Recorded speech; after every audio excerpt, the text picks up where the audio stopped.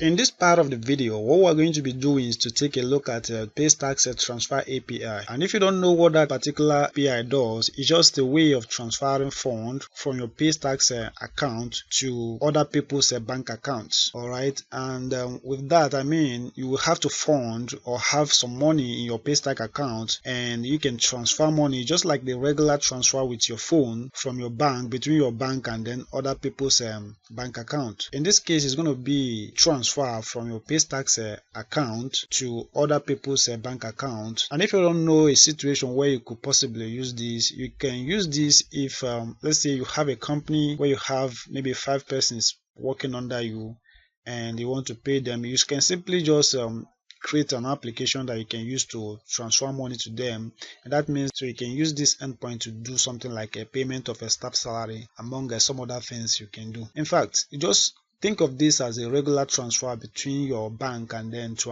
other people's banks. And in the traditional way, we normally use our phones to do this transfer. So that's just what we're going to be doing in this video. And as far as the steps that we're going to follow is concerned, we're going to start with, first of all, creating a user interface for the application that we're about to create. After that, we need to verify the identity of the person that we're sending the money to. Okay, so we just want to know whom the person that we're sending the money is, and with that we are just going to need the person's bank account number and then the bank's bank code, which is just a 3-digit number that you can use to really authenticate that. And after that, we'll need to create what we call a recipient. And that is why we really, first of all, we had to verify the person's identity. After you verify the identity, the next thing that you would like to do would be to create that person that you have just verified. Just add the person as a recipient. That's what we're going to do next. And after that, we can go ahead and then create what we call transfer. Alright, we'll just create the transfer from this place. And then the fifth thing that we're going to do is to go ahead and authorize the transfer using our OTP. So Paystack is going to send us an OTP that we can use to authenticate the transfer of the money, and then the money will be transferred to the person's bank account. And if you don't enter that OTP, that money will not be authorized. But you can really turn that off. You have a place within your Paystack dashboard where you can turn that on or turn that off. Alright, so but in this one I have already enabled that, so we're going to have to deal with OTP. Then the next thing that I would like to show you guys now is this endpoint. As far as the application we're about to create is concerned, we're going to be dealing with 4 endpoints. The first one is what you're seeing right there, and with that we mean we verify whom the person claimed to be. Next thing, we use that person that has been verified. We use that person, we create that person, just like we're creating a list of the people that we're going to be paying at the end of every month. So this, we're going to just say that the person has been verified, and we'll use the person as a recipient. We create the person, add the person to our recipient table, and after that we go ahead and initiate the transfer. And as we have initiated the transfer, the next thing we would have to do is that Paystack will send us an OTP trying to, kind of verify that we are really the one trying to transfer that money. And if yes, we enter our OTP and then the money will be deducted. Alright, so without wasting much time, I'm going to close this image right now and I will show you the application. Alright, just for a quick demo, what we'll need right now to verify the identity of whosoever we're about to pay, we need to enter the person's bank account number, and then we'll go ahead and enter the bank's branch code. Alright, and let me go ahead and enter my own bank account number right there, and that's the first bank account. Alright, and this is the bank account code, and if you click on verify account, you're going to see that that will really go to Paystack or whatever bank that is. So in this case, that's gone to First Bank and fetched the name that is attached to that particular bank account, which is what we'll have right here. So this name is really attached to this particular bank account. Alright, so that's why they fetched that for us and display it for. I'm going to share with you how you can actually print this out. These are the things that are returning from Paystack. And then if you look at this place that says the account number is off, that's a response that is coming. It's a message that is coming back from Paystack. That's a positive message. So I just said kind of pick that up from a Paystack and display that right there. And let's say for instance you really enter the bank account that does not really exist, or maybe a bank code that does not really exist. we are going to see that in this place we are going to get a different message. It's not going to be positive as it is showing right here right now. So let's go back and change something right now, and let's say for instance we change from this to something like let's say we put 2 right there, which is really not my bank account right now. And I'm not sure whether that bank account really exists with First Bank. If it exists, we're going to see the person's name, and if it doesn't exist, it's going to still give us an error. So let's click on verify, and as you can see, they said could not resolve account number, check parameter or try again. So that means that that particular bank account that I just entered now does not really exist with First Bank. And if you look at this button right here, it was continue before. Now it has changed to go back, which means you need to go back and enter the correct parameter or the correct bank account or whatever you want to call it. All right, so this is really a very nice application. So click on go back because if you look at it, that particular person was not really verified. So if we go ahead right now and put a valid bank account and a valid bank code and click verify, you see that that goes back to Chijioke David, which is really a bank account that belongs to me, and the bank account doesn't have to just be my own or your own.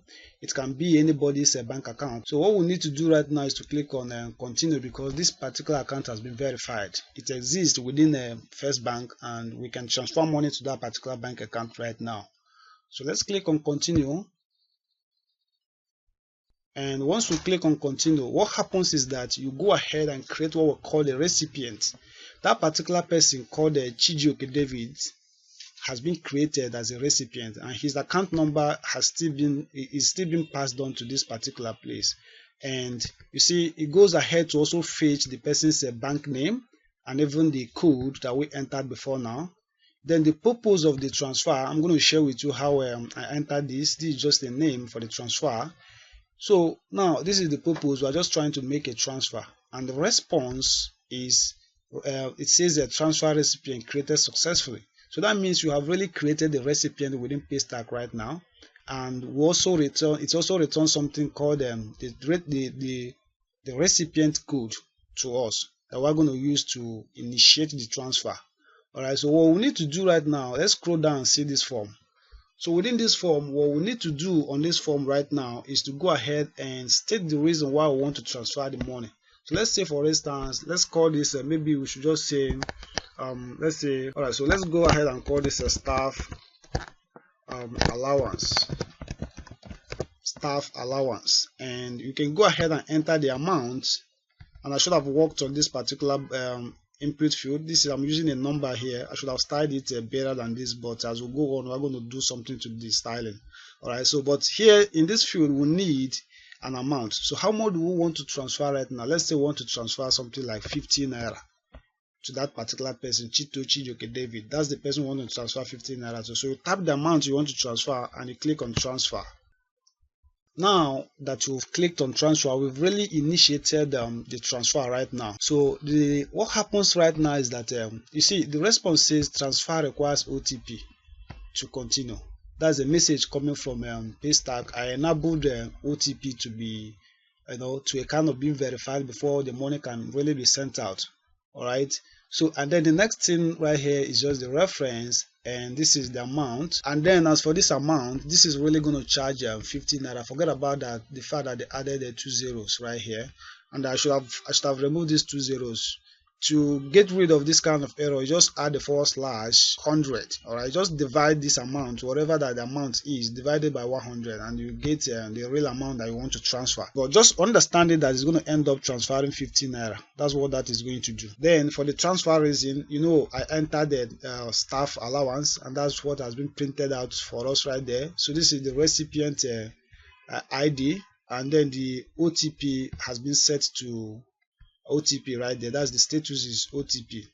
And then now they say that the transfer code, I'm the one out putting all these things, but all of them are coming from Paystack. And then the next thing that we need to do right now is that they have sent the OTP to us right now. So what we need to click on now is to click on this enter OTP, and then it will open this page for us to enter our OTP. You see, the money will not be transferred until we enter this OTP. Alright, so what I'm going to do right now is to log into my email. I do not have a business account with Paystack. What I have is a starter account with Paystack. Paystack requires that you have a business account with them before you can really initiate a transfer. But what I did is that I asked one of my friends to use his account in this particular place now where we are transferring this money. So I'm going to log into my email. They must have sent him an OTP through his email, business email or phone number. So he's going to forward the business email to me right now. So I'll open my Gmail and I'll show you that right now. So let me go to my Gmail and I'll show you how the message will look. And this is the email that here I just forwarded. The OTP will be contained in the array. So let's open that email. And this is the email he just forwarded. So if you scroll down, you'll see that they will kind of send you the OTP. So this is really what they sent to the guy that owns the business account. So this is the OTP that I have to enter now, 624758. So what we need right now is to go ahead and copy this. We need to copy this OTP and go ahead and paste it right here. And just to make sure that there are no spaces around it.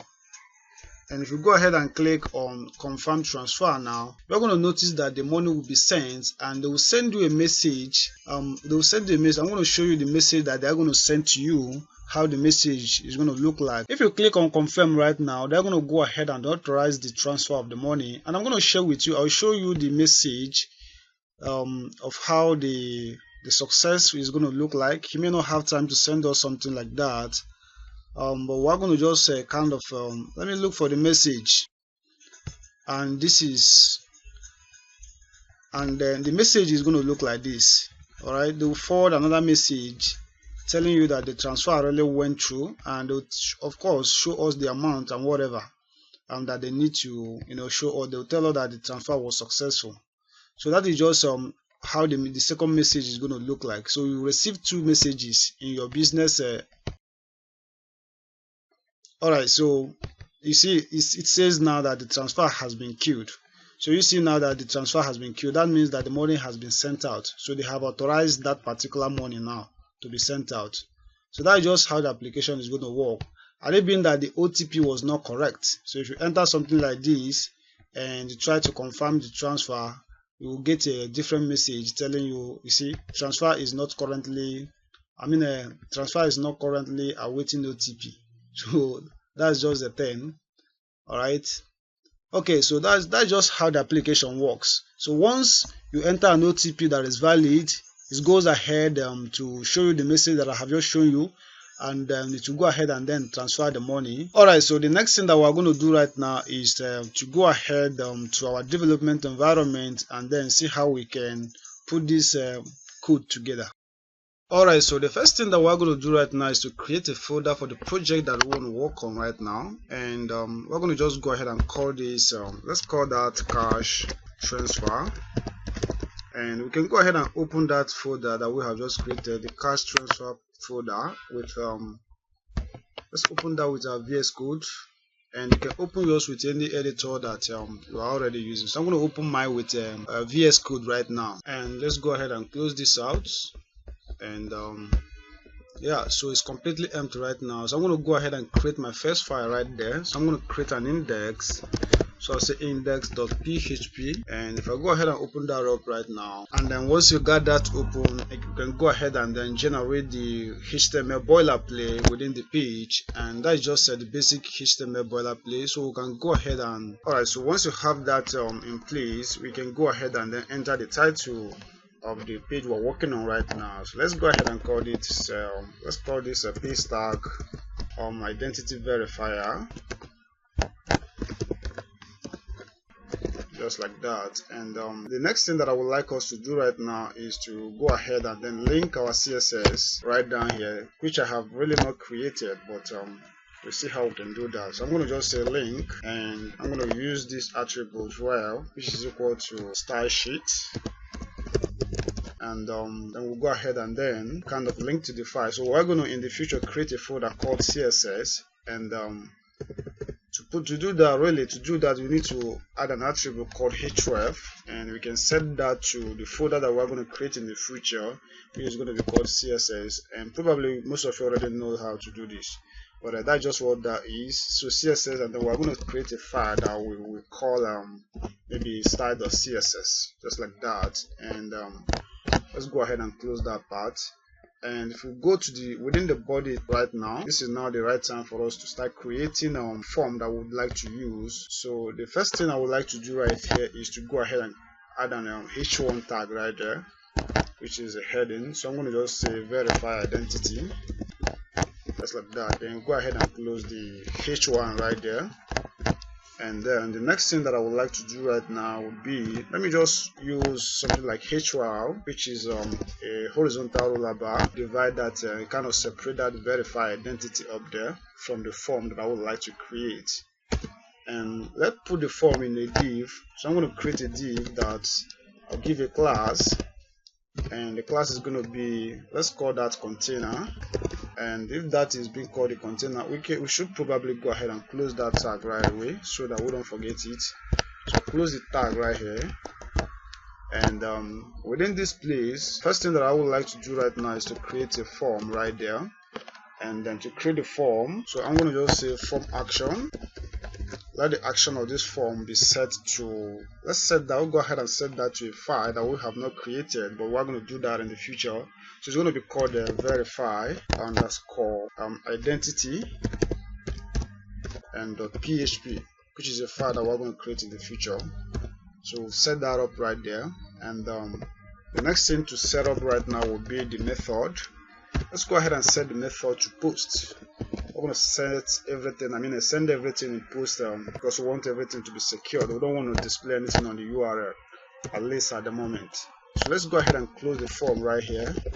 And within this form, the first thing that I would like to create right now would be to create a label, and that will be a label for the account number. And I'm going to use a label tag right there. So it's going to be just label, and I'm going to just say account number. This is really where they are going to type the account number. Let's close the label right away, and we'll create an input for that. The input field is going to be, we're going to just say input, and we're going to set the type. Let the type be set to, I think we should just go ahead and call that text. We could call that number if you like, but I'm going to go ahead and call that text right now. And let's give that a name. Let's set the name to be equal to account number, account underscore number, just like that. And the next thing that I need now is to set a placeholder. That this is not recommended, but I think it's really also good if you have that in place. This is really going to be telling the customers or the users what to put right there in case the label didn't work with it with any browser that they are using. So let's go ahead and say something like enter your account number here, just like that. And we can go ahead and close this right away. I think that's all we need for now. Then the next field that we are going to need is going to be the bank code. So I will copy this because the two of them look kind of similar. When I copy this and paste it to just one more time, we'll go ahead and change this label from change that from account number to bank code. So let's go ahead and call that bank code, and let's go ahead and change the name. I'm going to change the name to bank. Let's call that, what did I call it before? I think I called that bank underscore code, just like this. And then we can go ahead and kind of change the placeholder. So we can say something like enter your bank code right here. Enter your bank code. And the next thing that we need right now is going to be the submit button. And to enter the submit button right now, let's do that down here. So I'm going to just say input type is going to be just called the input type, and we'll set that to submit. That's the type of submit that we need right now. And we'll go ahead and then give that a name. So let's go ahead and call this let's call that identity or identify. Let's go ahead and call that identify. And the next thing will be the value, which is the word that people are going to see on the button. So go ahead and call that verify identity or verify account. Let's call that verify account, just like that, and go ahead and close that. Let's save that right now and then take a look at that, how it looks in our browser. It's going to look absolutely ugly because we haven't added any CSS yet. Alright, so let's go ahead and access that file. So we'll call that localhost / call it a cash transfer. Alright, and absolutely that will look very ugly. This is how it looks like right now, but we have gotten the account number and then the bank code field, followed by the, what is it called, the button, which we'll call the verify account, and then that's just the thing. So the next thing that I want us to do right now is to kind of create this folder, this CSS folder, and then work on the CSS. So let's go ahead and create that folder right there. So it's going to be, let's call that CSS, and within that CSS we are going to create a file. Go ahead and create a file that is called a style.css. That's according to what we have here. So that's just what we have.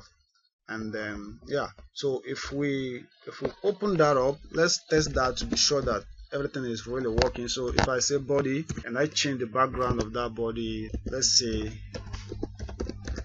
we'll go ahead and call that let's give that navy right now. So if I go ahead and save and refresh that web page and the background changes, that means that we are really connected to the right CSS. And congratulations, as you can see, everything really changed. So let's go ahead and work on the CSS right now, work on that proper. So let's change the color of the text. So we're going to just say color, and we should change that to white, and to grab white we can just say triple F right there. It should give us white.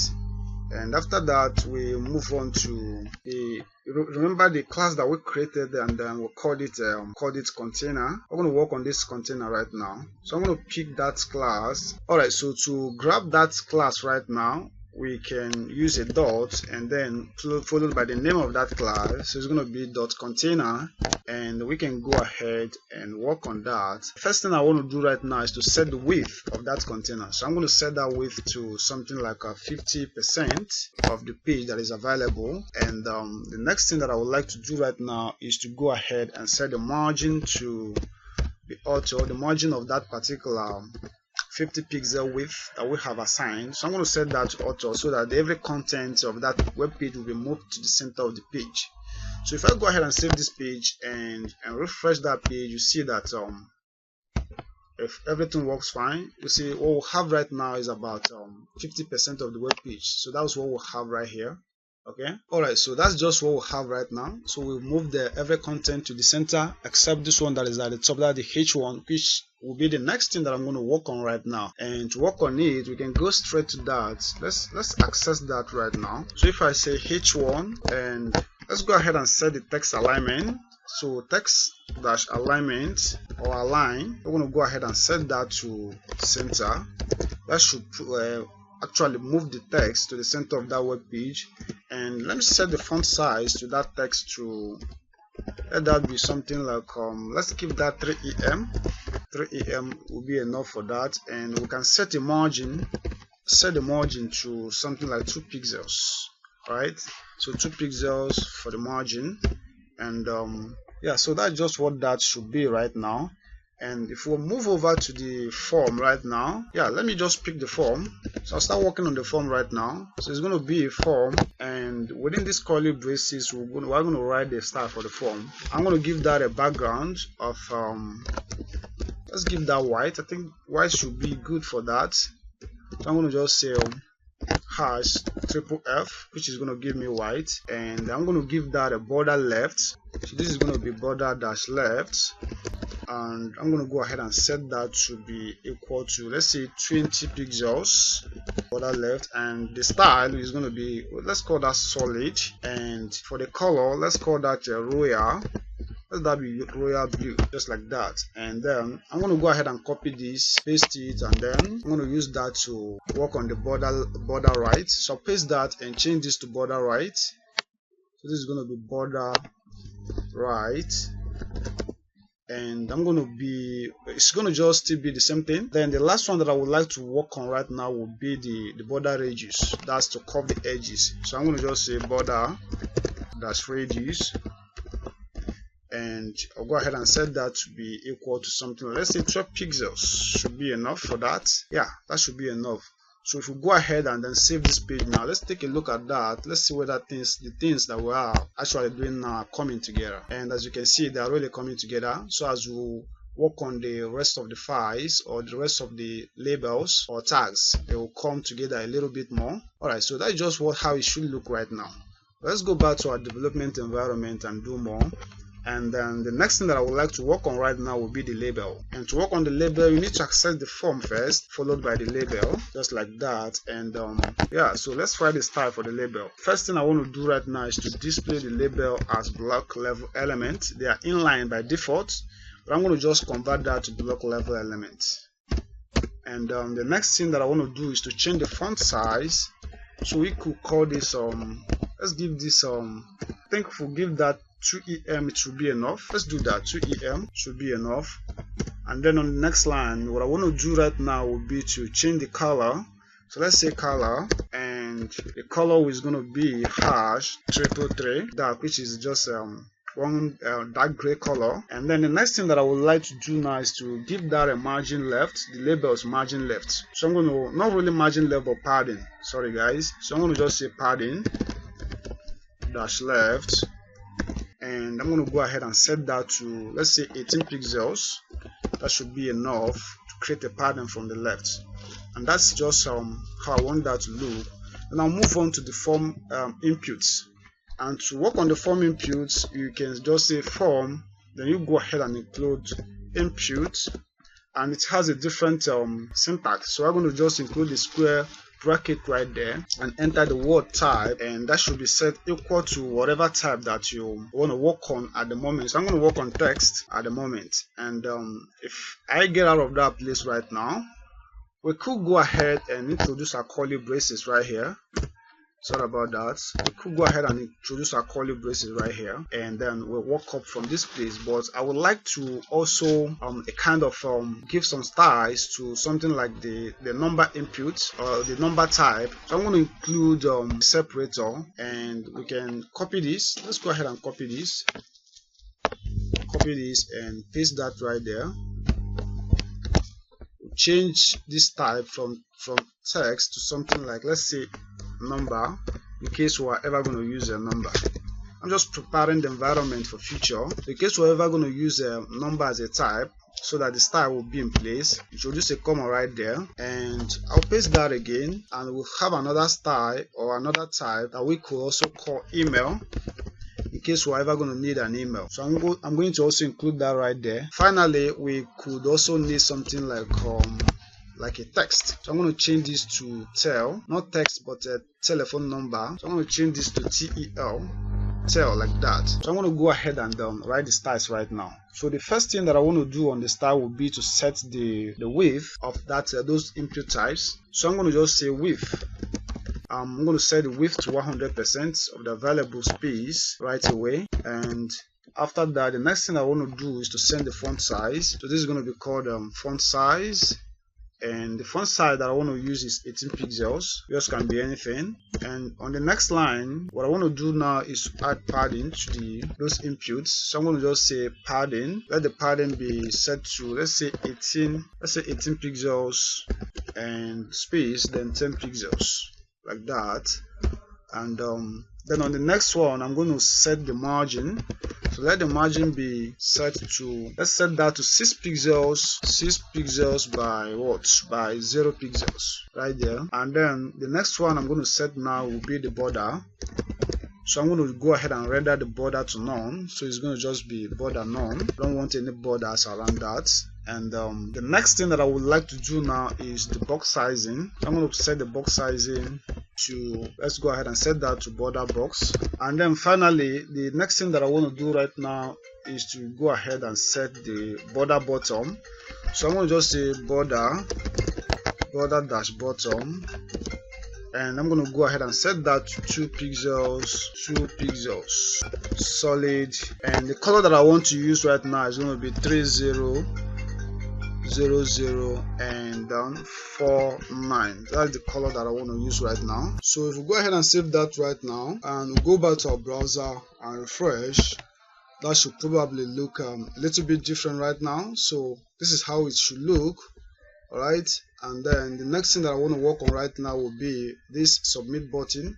So I'm going to work on the submit button right away. Let me scroll up so that you guys can see everything.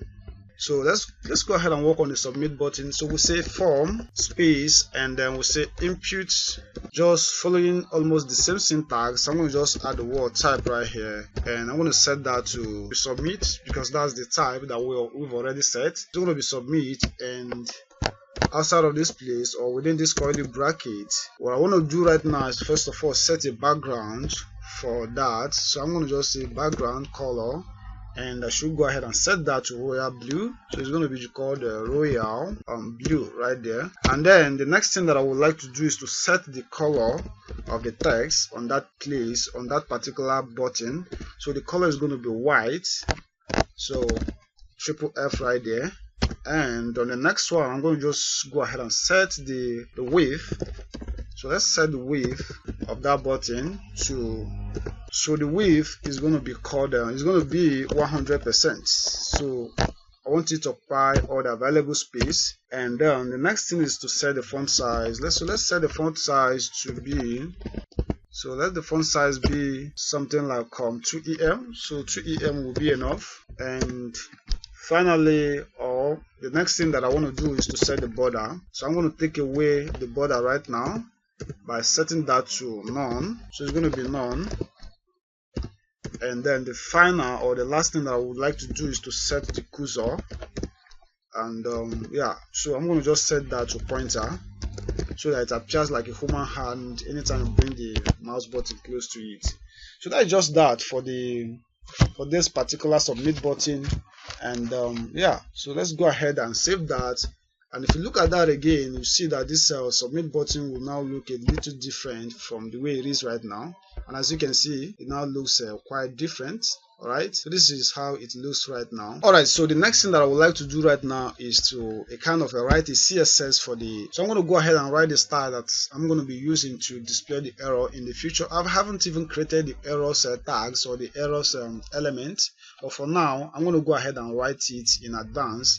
In case in the future we're going to get any error, we'll put those errors within this particular class and it will display according to the style that we write here. So what I'm going to do right now is to say something like .error, and within this place I would like to display my errors. The colors should be always red, so I'm going to just type red right there. And the next one that I want to do is to always text align them to center. And the next thing that I would like to do is to set the size. So the font size is going to be something like let's say 2 EM. 2 EM will be okay for that. And that's all for the CSS. For as far as this application is concerned, it's really very simple. Just take a look at it. It's really very simple, not hard at all. So very simple styling for the CSS. Alright, so the next thing that we need to do right now, let me refresh this page one more time. So what I want to do right now is that once you click on this submit button, what page does this really take us to? So within our index, we set that action to take us to verify underscore identity.php. So to prove that really goes to that place, if I go ahead and click on this submit button, if you look at the URL here, you see that it takes us to that place. But we have not really created the page yet. So what we're going to do right now is to go ahead and create this page right now, or this file. So to do that, let's go back to our development environment and go ahead and create that. So right here now, what I'm going to do is to go ahead and let's create the file. What we're going to do, let's go ahead and close this CSS out. We're not going to need this CSS anymore. So what we need right now is to go ahead and so let's go ahead and create that file right now. So I'm going to paste that URL that I just copied, or that file name. and we'll go ahead and create that, and it's completely empty right now. Yeah, so we'll go ahead and populate this page with the code that we need to run in this page. And what we really want to do with this page is to process whatever that is coming in from this place. So we're going to, everything that is being typed in this place, that is the account number and then the bank code, is going to be processed within this page. That's really what we want to do, and I hope that you guys really understand that. Alright, so we are going to need the HTML code within this place, the boilerplate. So I'm going to go back to the index and copy the index right now, and if I go back to the verify underscore identity PHP, I'll paste that right there. And we don't need this form, so I'm going to take away the form completely. Take away the form. So I'll delete this form, and what I need to do right now, first of all, let me change this. Let's change the title. So the title is going to be something like let's say verify beneficiary. So we'll just say something like verify beneficiary. Yeah, so that's going to be called the verify beneficiary. And then within this body, what I need within this body right now, let's go ahead and also change this. Let's call this something like let's say your identity has been verified. Your identity has been verified. See your details below. Just something of that nature. And yeah, that's just what we should put in the H1. And within this container, that's now where we can go ahead and start populating page with whatever that we're going to get from Paystack. Alright, so within this div, this is where we're going to go ahead and let's statically populate this page right now, but in the future we're going to change that dynamically to a PHP code. So I'm going to put those things in history right now. So I'm going to just say history, and within this history I'm going to just say response, which is going to be coming from Paystack. So that is going to be a message, and I'm going to go ahead and put that in I tag. So I'm going to have I right there. So I'm going to just put a message there and say something like account result.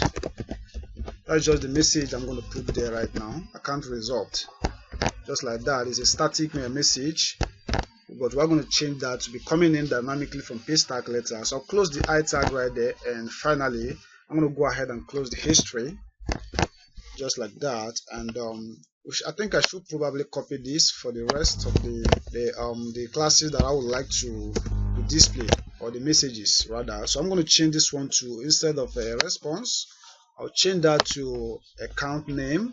So let's call that account name, and let's go ahead and put a static name right there. So we go ahead and do something like, let's just call that John Doe as a name, just like that. And for the last one, or the next one, yeah, the next one, so let's go ahead and paste that again, and we should change this from response to account number. So go ahead and call that account number, and let's formulate an account number right there. So I'm going to just put this as an account number. Of course, those things should be coming from Paystack, so that's why I'm statically putting them the way that I'm putting them. We're going to change all of these to PHP code later. So that's just what we need right now. So if we save this page and we go back to our browser, and if we refresh this page, we should probably have those in place. And this is how it looks like right now. Okay, so we'll go ahead and then do the rest of the things that we need to do, and that will be to go ahead and process this form. When someone clicks on this submit button, this verify account, it takes the person to this page, which is a verify underscore identify or identity.php. So we're going to work on that right now, and to do that I'm going to do it at the top of this page right now. So I'll go ahead and throw in my PHP tag and close the PHP tag right there. And within this place, remember that we have a button that we called let's look at that again. We call this identify. So I'm going to use that button right now. Alright, so I'm going to use an if statement to check for when someone, if statement, and then a function called isSet to check for when someone clicks on that button. So I'm going to just say if isSet, which is a function. I'm going to use the super global variable called post, because we are running everything as post variable right here. So it's going to be post, and the next thing that I'm going to do right now is to put the name of the button. So I think we'll call that identify, which is the button that I just showed you right now. So once someone clicks on this identify, what do we want to happen? We're probably going to want to collect every data and then process them. I'm going to go ahead and print out something like identity verified right here, just an ordinary message to be sure that we really got the name right. So I'm going to just say identity verified, just like that. So if you save and we go back to that browser, so if you go back to the index page right now and refresh, so if I click on this submit button, it's going to take me to that page and I'm going to get identity verified like that. So that means that we really are getting the message, the name of that button, we got it right. So the next thing we need to do now is to go ahead and, of course, we don't need this. I'm going to take that away. We're going to go ahead and put everything that someone has typed in that page. We're going to put that in a variable. But before I do that, I would like to sanitize every input. In that way, when someone puts something that is harmful to this web page, the code is going to look at it and verify it, and then it kind of render it harmless to the application. So to do that, let me just put a comment right here and say something like sanitize form inputs. And to do that, let's go ahead and set a variable right here. So I'm going to just say sanitize as a variable, and I'm going to set that to a function called a filter underscore var underscore array. And within this function, we probably, or basically, we need two things. The first is the post method, which is this that we need. So I'm going to go ahead and put that variable that we need, that super global variable that we need right there. So it's going to be underscore $_post, and I will introduce a comma. The next thing that we need is the algorithm that is going to help us sanitize that, and as a string, probably that's what we need. So I'm going to just say filter underscore sanitize underscore string. So that's the algorithm that we're going to need. It's going to be called, it's called a filter underscore sanitize underscore string. So that's going to sanitize every input as a string for us right there. I'm going to go ahead and terminate that line, and so that's just all that we need to sanitize that. So the next thing I need is to now gather the form input. So I'm going to put a comment right here and say something like gather the form inputs. And to do that, we put that in variables. The first one I want to grab right now, which is coming from the index page, is going to be called the account number. So I'm going to set a variable and say account number, just like that. And I'm going to go ahead and set that to this variable that we created up here. I'll pick that and paste it right here, and in a square bracket, I'm going to go ahead and pick the name of that file from the index page, which we really call that we call it account underscore name. That's what we'll call it. So I'm going to copy that and paste it right here. Of course, it should be in quotation. It can be single or double. So I'll put that right there. And then the next one that I need is the bank code. So I'll create a variable for that and say bank code. And we can go ahead and set that to the same variable, which was called a sanitize. Pick that right there. And before I forget, I just found out something. Remember that I'm typing this first S, this sanitize, as a capital letter, and we should always remember to use capital letter S or through anywhere we're going to use this sanitize. I didn't know when I really typed that I would have used the what is it called, lower. In fact, let's change that to lowercase letters right now. So let that just be S, ordinary S, and to this place we should also change that to S, and here should also be S. So this is how I normally do it. I don't want to form a new habit right now. And we'll go ahead and then enter the name, which was called a bank underscore code from the index page. And if you want to double check that, we can. Let's check that. Yeah, we called it a bank underscore code. Alright, so that's just the two files that are coming in from that page right now. So we got that in place. So the next thing we want to do right now is to check if that file or these two inputs were not really filled out. What we want to do, would like to do something like a kind of print a message to the user that the person really have to fill that form. And to do that, let's just do that down here. So let me just go ahead and use a if statement, and I'm going to use the function called the empty in PHP. So if empty account number, this is really a function. So I'm going to copy this if empty account number, paste that right here. What do we want to do? We can go ahead and tell it what to do, but I think we still have another file that or another input field that we need to also talk about. So I'm going to add or. So if empty account number or empty bank code. So I'm going to go ahead and enter the second variable, which was called the bank code right there. If these two things are empty, what do we want to do? We want to kind of display an error to them. And what that means is that they did not really fill the form from this page. Alright, they did not really fill in these two fields. So we want to make it compulsory that they must fill in the account number and the bank code before we can proceed with processing of the data. So we're going to use a die function right here, and you can use any kind of error controlling a function that you want to use, but I'm going to just use a simple die function right there, and I'm going to just output a message to them and say something like go back. It's going to be just called a go back and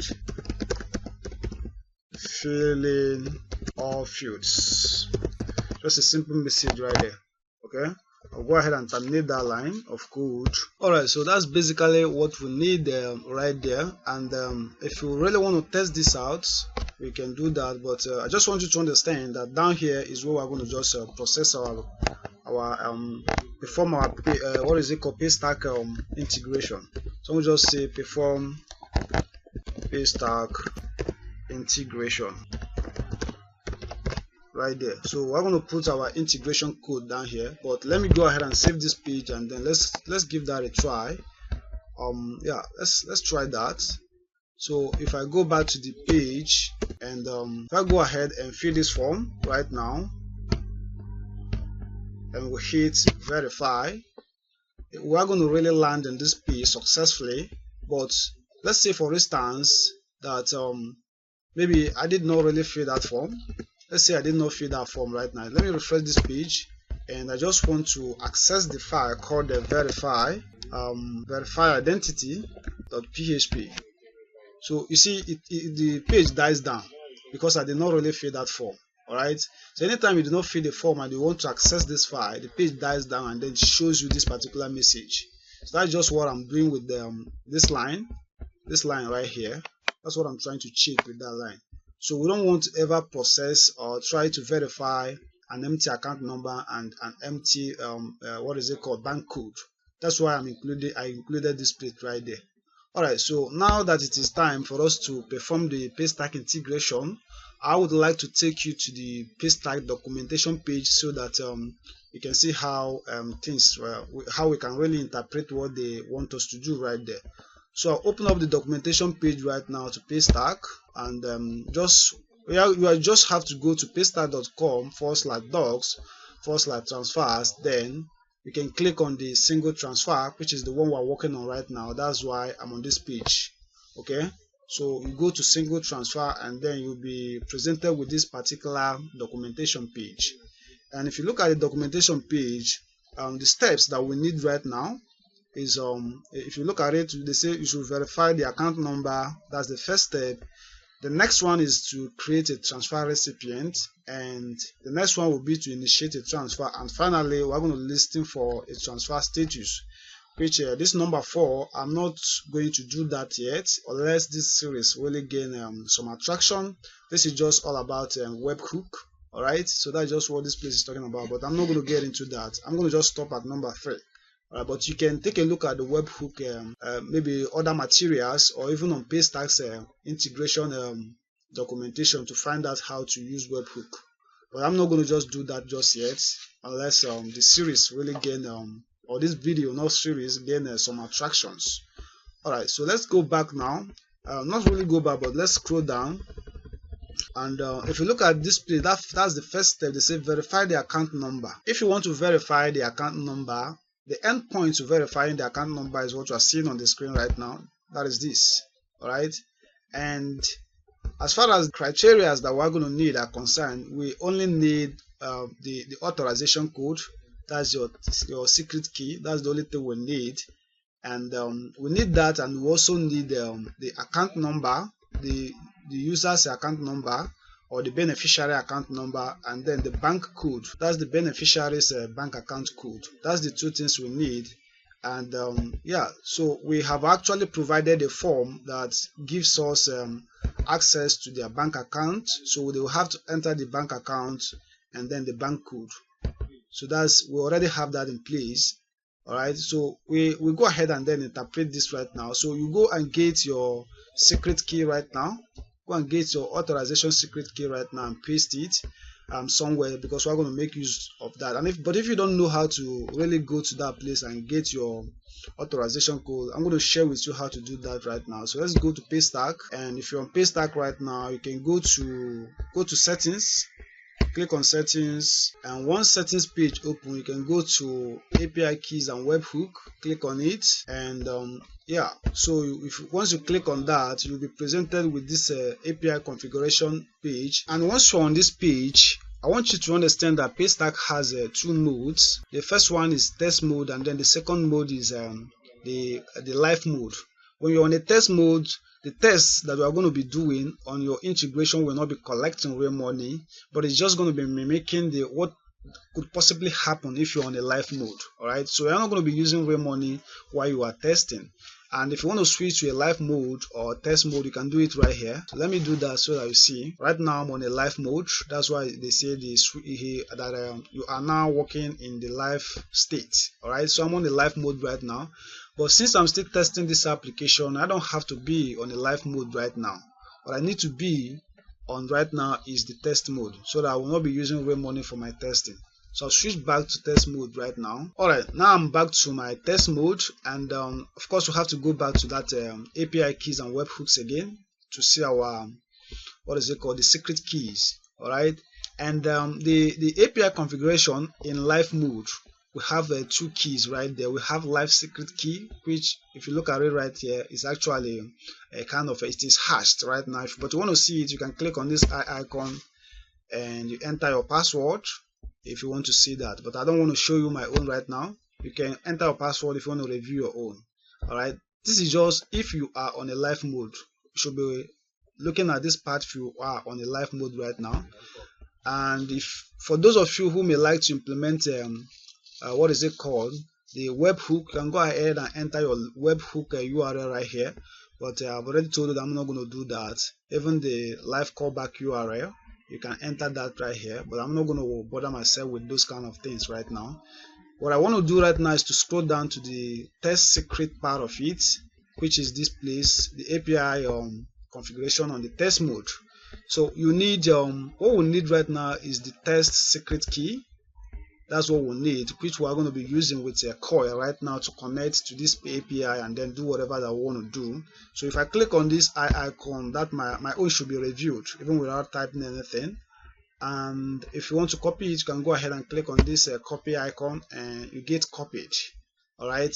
So if you are using JavaScript, you can make use of this one. Use the test public key if you are using JavaScript right now. But I'm going to be using PHP, so the right one for me to use is this. That's the test secret key. So I'll get that copied right now, and yeah, so this is really how to get your API keys. That's just what we need right now. So the next thing that we need to do now is to go back to our development environment and see how we can interpret this line of code, this endpoint. Let's see how we can really grab those things and then put them in the right place right now. Alright, so since we're going to be using coil and PHP, the first thing I need to do right now is to initiate the coil. And to do that, I'm going to put that in a variable. So it's going to be, let me just call that CURL, which stands for coil, client URL. So I'm going to set that to a function called CURL underscore init, like that. And that means you've really started, you have really initiated the coil. So let me put a comment here and say something like init CURL, just like that. And then on the next line, what I want to do right now is to go ahead and kind of save that particular URL, talking about this endpoint. I want to save it somewhere right now. And to do that, let me go ahead and put that in a variable. Let me just create a comment first and say something like, let's say resolve account endpoint.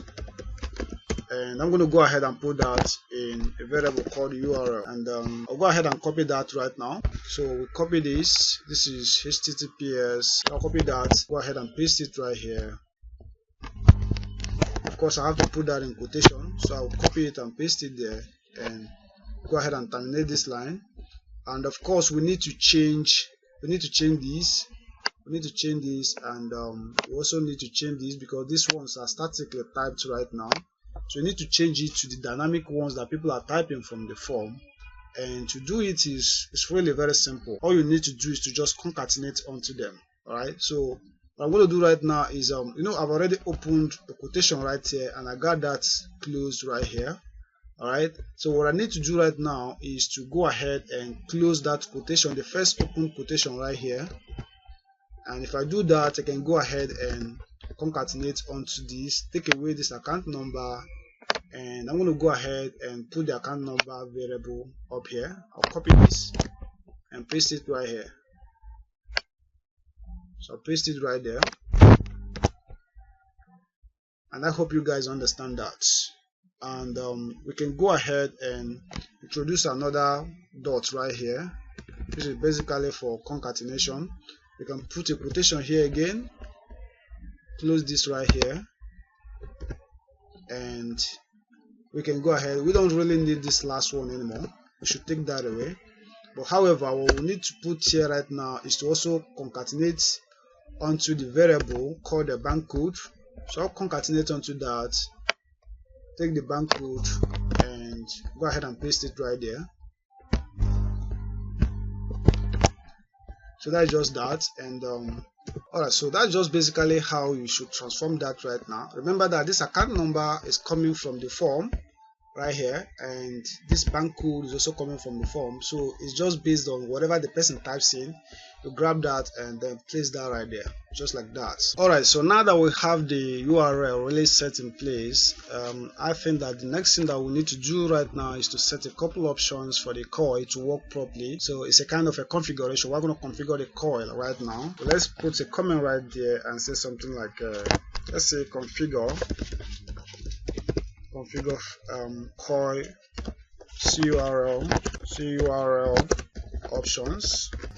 Alright, and to do that, I'm going to use an array from coil, and then the function for that particular array is going to be coil. So it's called a curl underscore setup underscore array, and I'm going to go ahead and then within this particular curly braces right now, I need to enter the word array, and within this particular array, this is now the right time for me to start spelling out all the arrays that I want to use. I mean all the items of the arrays that I want to use. So the first one that I want to set right now is to go ahead and set this particular endpoint. I'm going to put that in coil right now. So I'll put a comment here and say something like, let's say set the above endpoint in curl. So to do that is really very simple. What I'm going to do now is to use an algorithm or a constant from coil, which is a callout. It's going to be called a callout. So callout underscore URL for the URL that we're just working on, and I'm going to use an arrow and set that to that particular URL variable that we have up there. So it's going to be called a URL, which is that variable. So I'm going to introduce a comma. That's the first item. The next item that I would like to set will be to go ahead and set to make coil return data. So let me put a comment here and say something like make curl return data. So instead of echoing the data, I just want to return the data. So I want to go ahead and set that right now. And to make that return data, of course, we're going to use this constant called a callout underscore return transfer, and using an arrow again, and making use of this particular constant, it has a two Boolean values. The first one is true, and then the second one is false. I'm going to just set that to true, because that's what I need right now. Introduce a comma right there, and the next thing that I need right now is to go ahead and set the coil headers. Alright, so I'm going to set the headers. I'll put a comment that says set the curl headers right now. And as far as the headers is concerned, I'm going to use a constant again called the callout underscore http header, and I hope I spelled that right. http callout underscore http header. So that's the what I need right now, the constant. So I'll use an arrow again, and I'm going to create an array right there. So within this array, I'm going to need three things. That's the content type, the authorization, and then the cache control. So the content type, we can go ahead and set, let's put it in an accept value right there. Let's say accept, introduce a column, then go ahead and let's set that to application /JSON or JSON, however you want to pronounce it. And I hope that you guys understand what I'm trying to do right here. That's just the content type. You cannot natively use content type here, content type. Alright, but I'm just going to say accept, and we'll move on. So I introduce a comma here, and the next thing that I need to set right now will be the authorization. The authorization code, which I've already shown you how to get that, the API code. I'm going to just say authorization right here, and introduce a column, and I'll go ahead and get that authorization code right now, which is the test secret key in my own case. I'll copy that, go back to the development environment, and I'll paste that right there. And then in front of it, of course, before I forget, we need to enter the word bearer right there. If you don't enter this word bearer, it's going to give you an error. So you need to have bearer in front of this secret key. Make sure you do that. And don't use my own test secret key. If you use this test secret key, it's not going to work for you. And even if it works, that means all the testing that we're going to be doing will be coming to my own account, and I don't want you to do that. Alright, and if I ever switch to a live mode and you try to test with the real money, I'll be collecting your money, and I may never return the money to you or refund the money to you. So make sure you use your own API key. Don't use my own. That's just what that means. So introduce a comma right there, and the last thing that we want to set right now will be the cache control. So I'm going to just say cache dash control, and go ahead and then set that to no cache. And then yeah, that's just what we need right there. So we don't need a comma right here, but I think we need a comma right there. So we can put a comma here, and finally you should go ahead and terminate this line of code right here. Terminate that with a semicolon, and that's basically what we need on that line. So the next thing that we need to do right now is to go ahead and execute the coil. Now that we have set the coil, the options, or configure the coils, the next thing that we need to do is to go ahead and execute the coil. I'm going to put a comment right here and say execute the curl. And to execute it is really very simple. There's a function in coil that you can use to do that, but I'm going to put that in a variable, and I'm going to call the variable, let that be called a response, and I'll go ahead and set that to curl underscore exec, which is a function from coil exec, just like this. And that line alone will go ahead and kind of execute the coil for you, but you need to pass in that particular URL. I'm talking about the coil initiator. So we scroll back up to find this particular variable where you initiated the coil. I need to copy that and paste that right here. I'm going to paste that right here. We need that to be able to execute the coil. Alright, so that's just the parameter that it needs. And on the next line, if we ever have an error, we would like to have an environment for the error control. Let me scroll up a bit. So to do that, we're going to set an environment for error control. So I'm going to just say control error. And to do that, let me go ahead and put that in a variable called ERR, and that ERR is just short for error. So you can say curl, talking about the function. So curl underscore ERROR, which is error right there. And we also need one parameter right there, which is still the same thing. So I'm going to paste what I copied before. That's a curl. We need that initiator right there. So go ahead and then terminate that line. And if you really want to check for that error, you can use if statement to do the checking. So I'm going to just say if, go ahead and pass in the error variable. So it's going to be ERR. So if error now, what do we want to do within this curly braces? We're going to first of all, I just use a simple die function right here and say let's say something like coil returned some errors, and we can concatenate onto that particular message. Let's concatenate onto that, create a space here, concatenate onto that, and you can go ahead and pass in the error variable. So I'm going to go ahead and just say of course it's just it was called the ERR. So I'll concatenate onto, and yeah, that's it for that particular error control. And if I get out of these curly braces, the next thing that I would like to do right now is to convert whatever that is coming back from Paystack, which we are really saving into this variable called response. And I would like to change this the response. I started already with a capital letter. I want to start that with a small letter right away. So make sure you correct that. I don't want to use a capital letter in starting my variable right there. So now the next thing that we need to do is to convert everything that is coming in or that we have saved in this place into an object, so that if we want to access it, we can really access that as objects, not as an array. Of course, you can access them as an array if you leave that as is, but I would like to use to access them the object way. So if you want to do that with me, so let's roll on, and let me put a comment here and say something like convert to objects, just like that. And to do it is really very simple. Let's put that in a variable. So let's call the variable identity or identifier. Let's call that identity, and go ahead and set that to a function called JSON underscore decode. That's just the function that's going to help us convert that. And we need this variable right here called the response. So I'm going to copy that and paste it right here. So I'll paste that right there. So the next thing that I want to do that right now is let's use a pre-tag, a PRA tag, to echo out whatever that is coming from Paystack and then being saved into this place right now. So let's just say echo, and let's just say echo PRE. It's going to just format the whatever that is returning from Paystack in a prettified manner.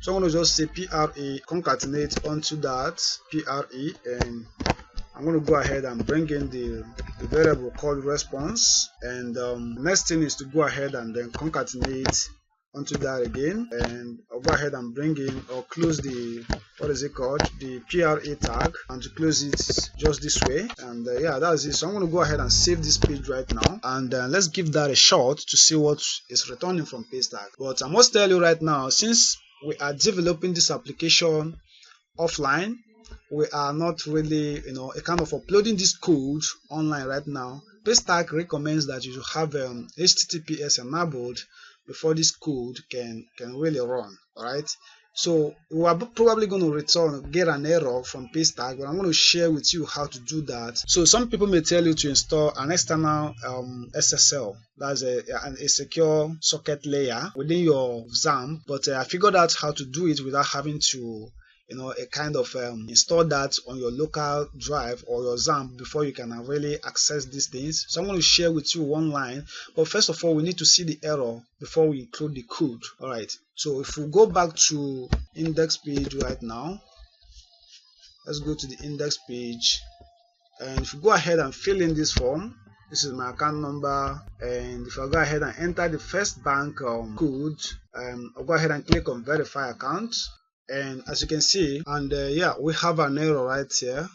So they said so the first error is the coil underscore setup underscore array expects exactly 2 parameters and one given in the this is on line 36. So let's check line 36. Line 36 is here. This is probably coming from this place. I think I have to readjust this array. Let me go back. Okay, this is how it should be. Okay, yeah, we need one parameter right here, and that's this coil. We need this, so we're going to take this, copy that right away, and of course it should be the first parameter. So I'll paste that right there, introduce a comma. So this is just what that line is complaining against. So we need something of this nature right now, right there. So if we save that, that first line of error should be gone. So let's refresh this page. Go ahead and refresh, and that line of error is gone, and now it's returned a different error that says a coil returns some errors. So SSL certificate proved unable to get local issuer certificate. That is because we do not have a HTTPS enabled on our local drive. That's why we are getting this error right now. So that's just the error I was talking about. Paystack recommend that you should have SSL certificate before you can really run anything on their platform. Alright, so and if you are going to have it online, it is recommended you have to do that. It's really a very nice thing to do. But since we are still working offline, that's something we can do. Instead of installing a local SSL within our drive, our local system, we can go ahead and use this simple line of code to kind of get rid of this error, and then everything that we want will be working just fine for us. So let's go ahead and get that line of code right there. So go back to our development environment, and if we scroll up to just immediately, alright, so immediately after you have initiated our coil, let's go ahead and add that line of code right here. But I'm going to put a comment right there. I'm going to just say turn off mandatory SSL. And to do that is really very simple. We can use this line of we can go ahead and just say use this function called coil underscore setupt, and of course it's a function. Within this function, we go ahead, we need three parameters. The first one is this coil, which I'm going to go ahead and copy that right now and paste it. That's the first thing we need. Introduce a comma. Then the second one is the algorithm or the constant that we're going to use to turn that off. So it's called a curl, that's a collect like that, underscore SSL underscore verify peer. Alright, comma, and then we'll go ahead and set that to false, since we don't want that to kind of force us over to HTTPS. So we'll go ahead and set that to false right now. But if we are online, what we need to do is to go ahead and set this to true. So it has two Boolean functions, two Boolean values, true and then false. So this line alone, this simple line that you are seeing right here, is going to help us get rid of that error of Paystack telling us to install a HTTPS before we can test the application, since we are still developing. So if it is online, you can go ahead and comment this off. By default, it is set in such a way that it should force over to HTTPS. And but if you want to still use it, you can use that and go ahead and turn this to true instead of false. Just understand that. Alright, so let's go ahead and save that. And if you go back to our development, to our browser right now, if you go back to our browser and we'll refresh, that error, this line of error should be gone. And congratulations, as you can see, the status is now true, and the message says account number resolved, and then within the data we have really returned the bank account, and this is the name that is attached to that particular bank account, Chito Chijuke David. Alright, so that's just what is attached to that. And if we go back to the index page, maybe we should use another account number this time around to see what it's going to give us. So I'm going to look for any account number that is available to me right now and make use of it. Alright, so let me go ahead and enter another bank account right now. Let's test. So 30983695992, and that's a first bank account. So I'm going to go ahead and enter this bank code. This is for First Bank, and if you are using a different bank, something like if you are using Zenith Bank, the bank code will be different. They won't be the same. I'm going to share with you how to really get all these things, or you can browse it online and get all of them. But I'll also share with you how to get all this bank code. Maybe in my next video I'll share with you how to get the bank code. But for now, maybe you should check the description box. I may include a link to where you can get all the code, all the bank code. Just check the description so that you find your own bank and then copy down their bank code. It's always it's unique for every bank, and it never changes.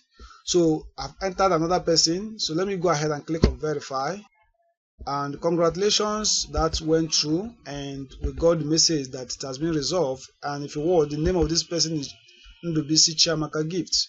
So that's just the thing right now. So we have gotten that back again using another person's bank account. And if any bank account you put right there is going to go ahead and fetch the person's bank account and then the name that is attached to that particular bank account. So that's just how that works.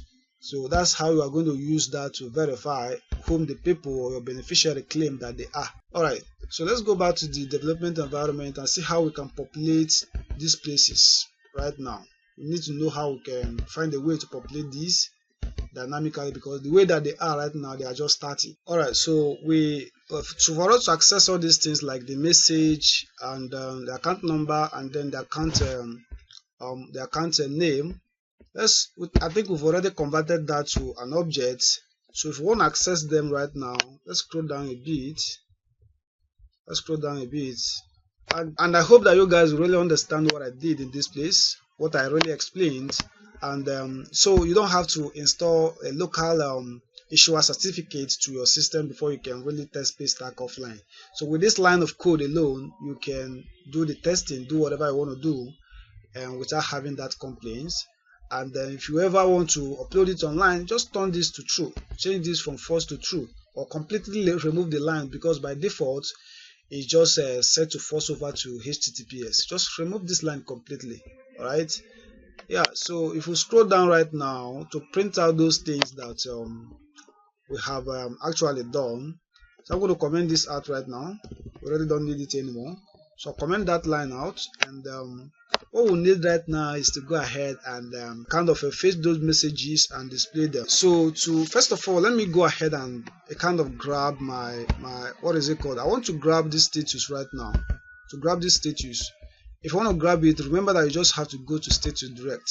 That's just what that is. And if you want to grab the message, you go to message direct. It's only when you want to grab something like account number and then the account name that you have to go through this data right now. So let's go and access the status and maybe probably the message. So I'm going to just go ahead and put that right here. So I'm going to just set a variable right now, and I'm going to call that status, and I'm going to go ahead. Of course you need this because everything is saved in this variable. I'm going to need that variable called identity.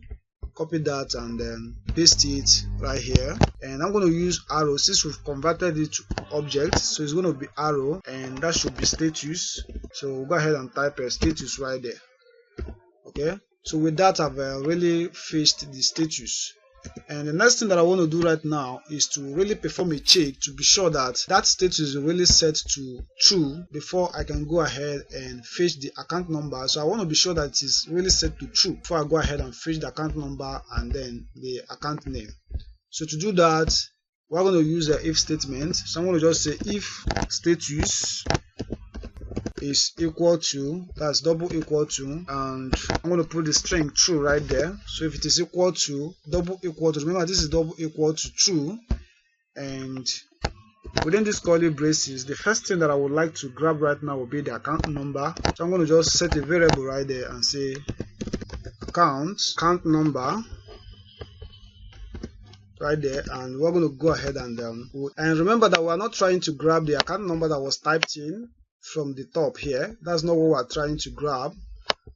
It's not this that we're going to update this particular account number. Whatever that is coming in, we're going to update it with what is coming in from Paystack. Alright, and to really update that, what you need to do right here is to go ahead and access that from Paystack. That which means that we're going to take this variable again. So I think I copied that already. Sorry about that. I copied that already.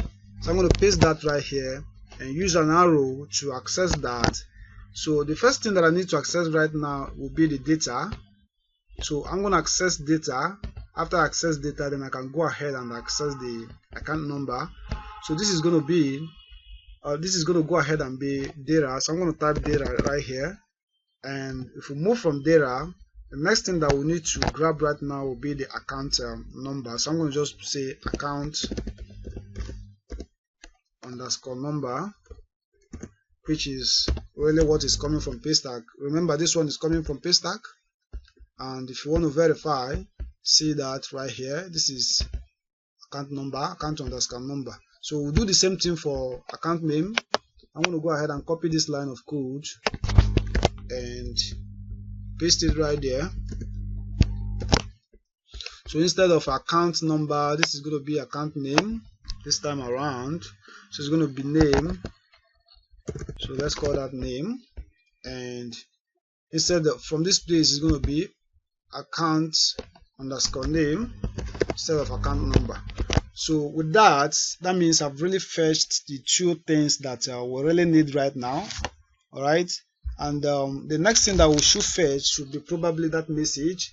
So let's go ahead and then fetch the message right now. And I'm going to have that message. I don't want to have it in this curly brace. I should probably put it up here. So let me go ahead and put that up here. So it's going to be message, and I'll go ahead and set the message to, so the message is going to be, I'm going to go ahead and grab the, what is it called, the identity variable with an arrow, and I'll go ahead and access the message. That's going to just be message like that, and I'll save that. Then the next thing that I need to do right now is to go ahead and display that within my HTML right here. So I'm going to go ahead and kind of use PHP right there, and this is going to be PHP, close the PHP tag right there.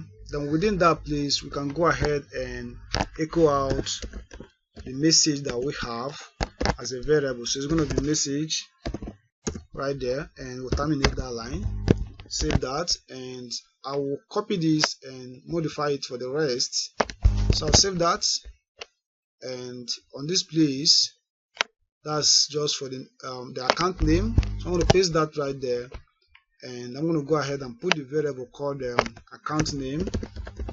So this is going to be called account name right there.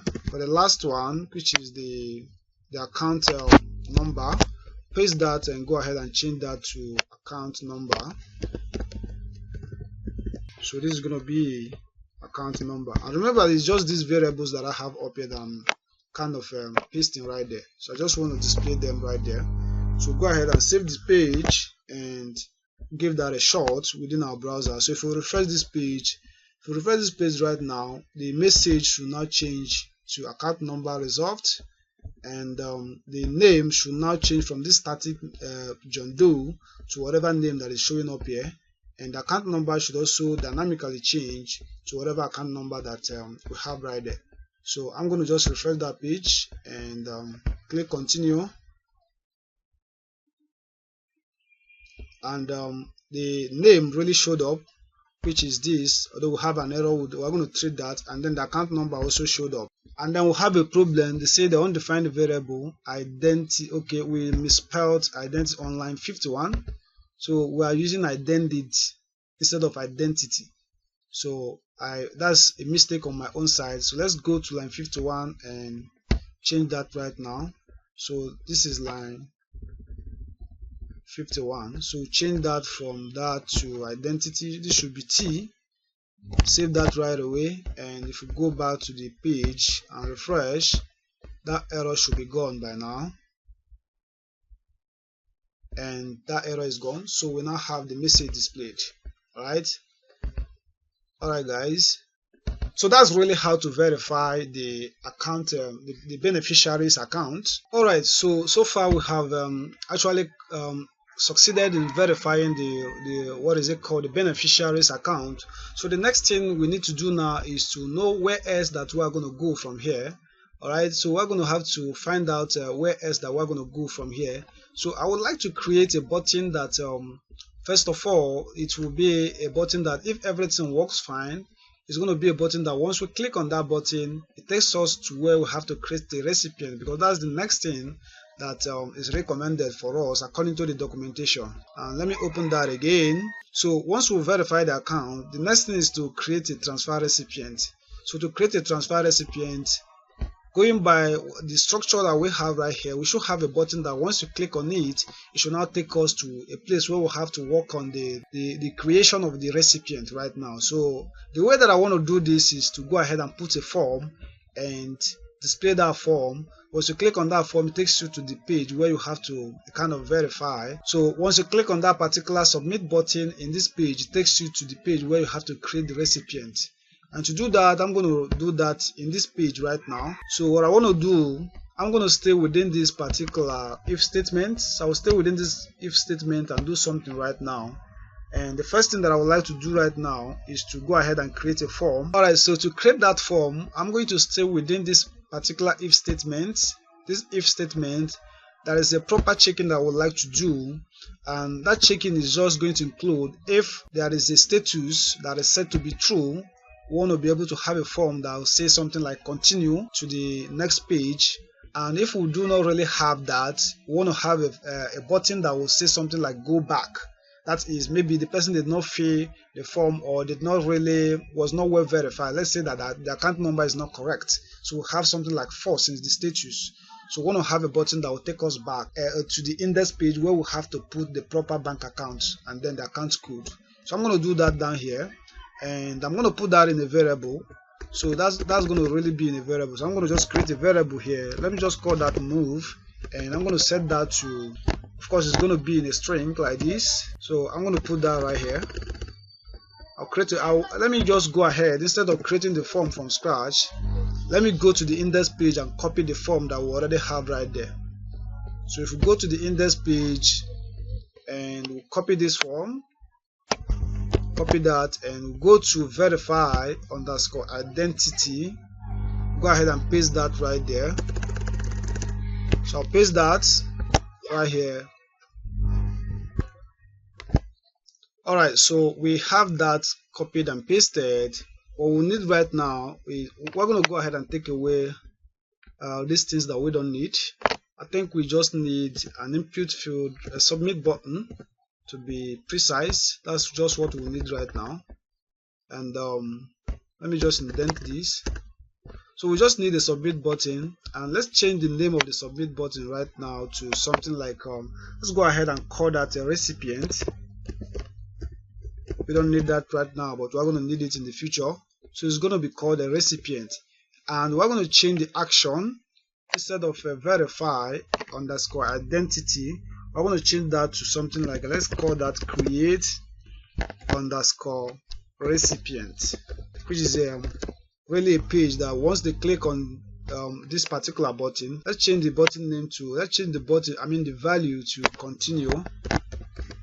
Let's change that to continue like that. So once somebody clicks on this button called continue, it's going to take the person to this page called create underscore recipient.php. That's where it's going to take us to, and that's going to be a post a method, which you probably know that one is correct. So that's just that for now. Alright, so that is just what we need right now. So we need to look for a way to display this. Let us go ahead and see a place and find a place where we should display this particular form that we have created. Remember that I'm saving this form, this whole form, inside of a variable called move. And you can do this in any way. You can do this in your own way. You don't have to follow my own method. But what I need to do right now, if I scroll down to the bottom of this place, just immediately after this account number, let's go ahead and use PHP to display that form right there. So I'm going to just say PHP echo, the variable name is called move, so I'm going to just say echo move right there, and I'll go ahead and terminate the PHP code. And if I save this page and refresh, I should have a button displayed down here. So click on continue, and we'll have an error right now. It says syntax error, unexpected, create underscore recipient on line 57. So let's look at that and find out where the error is coming from. Line 57 is this, and okay, see where the problem is coming from. We have double quotation outside, and we still have double quotations inside. So I'm going to change the outside ones to single quotations, and we'll move on from there. So this is going to just be single quotations. That should just be one quotation. Yeah, this is how it should be. So go ahead and should probably keep this where. Yeah, this is how it should be. So save this page, and if we think we should also, yeah, this is how it should be. So save that, and if we go back and refresh again, that error should be gone by now. So refresh the page, and that error is gone, and we'll now have a button that says continue. Alright, so and it is really displaying that because we have something in the we still have something in the variable, that account number that has been verified. But assuming the account number was not really verified, we don't have a way of telling someone to go back from this page. We grab that. So if it was set to something like false, so for instance, let's go back to the index page right now, and maybe we should put a false bank verification code. So if I put something like C76 right there, and we click on verify, We're going to notice that that will take us to this page, and if you look at it right now, you see the response says unknown bank account code, and for that reason it was unable to go to the bank and fetch the account name, so it couldn't fetch the account name. That's this particular variable that contains the account name is really empty right now. That's why it's displaying this error. Alright, so because we are trying to bring that from Paystack, Paystack did not really find the account name that matched the bank account, because the bank code is incorrect. They didn't know the particular bank that they are supposed to go to and fetch what they want to fetch. Alright, so we need to have a way of, we need to include a button right here that will tell us to go back, something of that nature. Alright, so I'm going to, maybe when we do it, you understand what I mean more. So let's go back to our development environment. And alright, so what we need to do right here is to create an else path for what we want to do right now. So I'm going to go ahead and copy this form, copy that form, and then create an else path for this particular if statement. So it's going to be else, and within this else, I'm going to go ahead and paste that form that I just copied. So I'll paste it right there, and I'm going to change this variable from this particular move to go back. So I'm going to just say go back. That will be the variable that I would like to use. And if that is going to go back, where do you want to send it to? I want to send that to the index. So I'm going to change create recipient to something like index.php, and the method should remain the same. Then the input type is called still submit, and then the name right now, we really do not need a name right here, so we're going to get rid of the name. I'm taking that away right now. And then for the value, we're going to need we're going to just say something like let's put some arrows right there, and yeah, maybe just 3 arrows, and say something like go back. Let's say something like go back. Yeah, say something like go back, and I don't need this one. Let me take this away. This is how it should be. So we'll go ahead and then save that. But we also need a way of displaying this. So I'm going to let's just scroll down to this page and copy this line. I'll copy that and go ahead and paste it right here. So instead of move this time around, I'm going to put the variable called go back. So it's going to be called go back. So that way, anytime we have any errors within that page, instead of displaying the other button that says continue, it's going to display go back. Alright, so because if you look at it right now, we have an error, but we don't have a means of displaying that particular go back go back button. Alright, so if we go ahead and refresh right now, if we refresh this page, we should probably get the go back button right now. And as you can see, we have the go back button, but we still haven't gotten rid of the error. So if you want to get rid of the error, it's really very simple. I'm going to share with you how to do that now. So what we need to do is always update the variable that contains the continue or the go back button. So let's go back to our development environment, and if I go ahead, let's scroll up to where we're already doing that. So if I go back to this place right now, remember that within this if statement that we have right here, if everything works fine, we want to be able to, if we have a correct bank account code and we have a current bank account number, we want to be able to display this form. Do you understand? That's what we're trying to do. So, but if we do not have that right now, what do we want to display? We want to go ahead and tell them to go back. So if we must tell them to go back right now, that means we're going to need this variable that we have down here. I want to have it. I'm going to go ahead and update that line right there. So I'll underneath this place go ahead and paste that variable, and I'll set it to nothing. And probably you already know what we should do right now for the else part. So that means we should just go ahead and let's just copy this variable, copy it right there, and we can just go ahead, paste it right here and set it to nothing. If we save that and refresh, we should still get that error. We should still have this error. So if I refresh right now, we'll see that this error will still be showing up. That is because we have not updated the account name. So what I have done, or what we should do right now, is to go ahead at the top of this place. Let's go ahead and update that account name right there. So we're going to update it to a string. I'm going to just put the variable account. Let's call that account name. So account name will now be set to, let's say something like unknown identity. So unknown identity.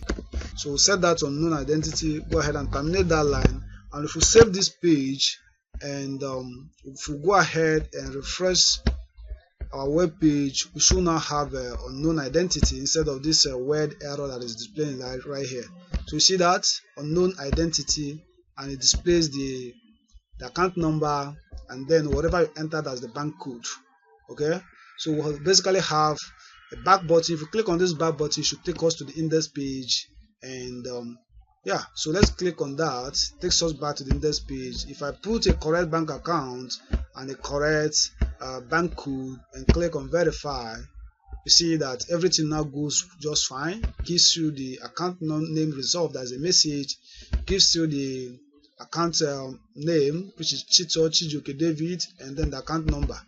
Alright, and if you click on continue, it should now take us to that page called the create recipient.php, which is the page that we're going to work on next. But for now, I think we'll have to kind of stop it right here, and then the next one we'll go ahead and work on this page. Alright, so let's maybe do more testing what we are doing. So if I go ahead and enter a bank account that is incorrect, let me change this from 1 to 2 and still enter a correct bank code. If I click on verify, let me see the kind of message that it will return to us.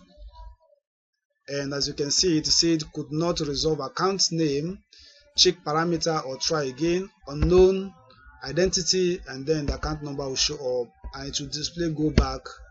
Of course, you click that, you go back, and anytime you ever put the correct account number, it's going to go ahead and print out the real details for you. So if we use that one now, okay, I still added the same thing. So let me change that to, maybe let's use this account number this time around. And if we go to verify, you see that it goes through, and this time around this is a business account. This is Joas Business Venture Limited. This is the account number. So yeah, so that's just what it is. And if you guys like this video, you can go ahead and give me a thumb up, and yeah, I will see you in the next one.